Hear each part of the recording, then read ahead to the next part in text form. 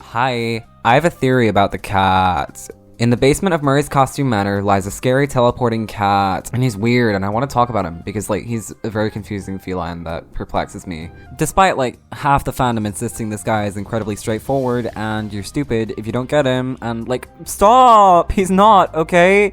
He hurts my brain to think about. So with that being said, cat. Naturally, by default, you would assume this tiger to be M2, given M2 is almost every antagonist we meet throughout the game. But that very obviously can't be the case, given the white tiger is portrayed as being strictly supernatural. Being able to teleport at will, which, the Mimic can't do. There are more smaller pieces of evidence to suggest it can't be M2, but really I don't think I need to elaborate much more when we see him teleport several times right in front of our eyes. I reckon if the Mimic could teleport, this game will be over in 2 seconds. So if we want to begin investigating who or what this tiger is, then the best place to look would be the tiger's voice lines. Throughout the game, you can hear the disembodied voice of a little David somewhere off screen in pretty much every area of the game.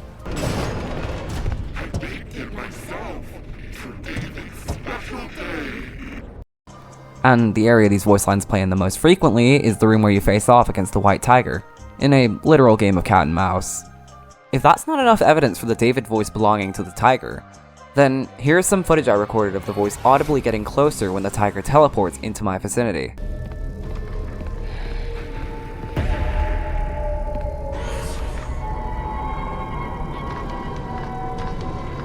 So, case closed, right? The tiger is David's ghost. It has his voice and takes on the appearance of David's favorite toy. That's it. We solved it, right? No. You see, one thing a lot of players overlook is just what exactly the tiger is saying. The tiger has roughly 4 minutes worth of unique voice lines. I would know, I have literally all of them compiled straight from the game files. That leave us with a lot more questions than answers. As almost all of Tiger's voice lines are it repeating the lines of other characters in its own voice, or should I say David's voice. It parrots lines from Edwin, David, Fiona, and even says some of the same things that M2 says in its final audio log with Edwin. Of course, saying all these things in the childish, playful voice of David. Stop! You're not him! You're not! Stop sounding like him! That's not the point! We are ghosts! Why won't you play with me? I baked it myself for David's special day. Note to self, a portable cleaner that gets rid of smoke damage. Better yet, a cleaner lock attachment. Again, we know the white tiger isn't M2, but there is a very clear and undeniable connection here between the two characters. To add on to this, the tiger's voice lines aren't just David's voice, but specifically M2's David voice. Let me explain. See, M2 has a very distinct sound to its voice box that is nothing like any other character we've heard in the franchise before. It has this distinct glitchiness to its voice that's very recognizable, and plays for all of its lines in its bare endoskeleton form. Tickets, please. Where do you think you're going?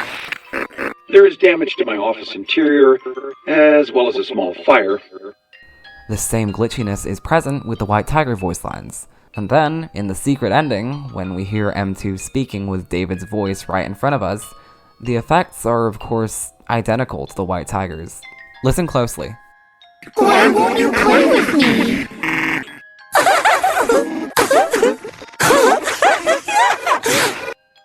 I love you. The white tiger even does the Mimic's signature arm curl that was established in the books. While yes, the arm curl is something that it learned from David, whenever David did it, he did it specifically to carry his tiger plush. The significance of the arm curl being empty is specific to the Mimic. We even see M2 do this exact arm curl several times throughout the game. Usually in scenes where it's more calm, feeling comfortable enough to let its David side show a little more.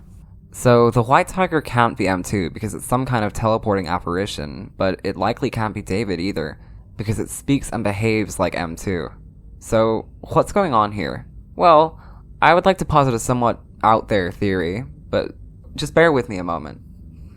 In the FNAF universe, the concept of agony is the idea that human emotions are capable of affecting their environment, with extremely negative emotions having greater impact than all else. So could it be that this is Edwin's agony? The manifestation of his rage at M2 for copying his son? Possible, but I wouldn't say so. as we know by now that M2 is what houses Edwin's agony, and that's what led M2 to copying violence and rage.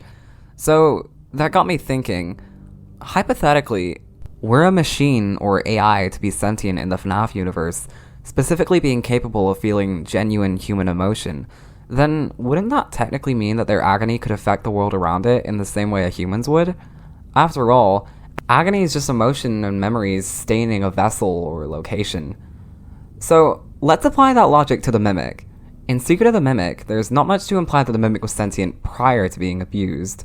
However, in the book's timeline, it's strongly implied that the Mimic naturally achieved a level of sentience and was able to feel genuine emotion far before Edwin even laid a finger on it.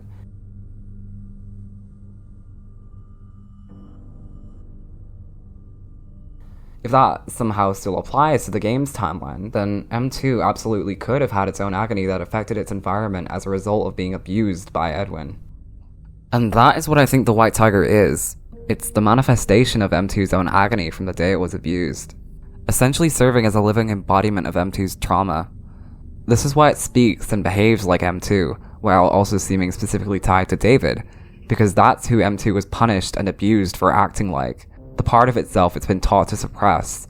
It's a twisted echo of who M2 once was, a crude mockery of David, parroting the random things it's heard almost mockingly. To add on to this could be why right before going down to face the tiger, we hear the audio log of Edwin lashing out at M2.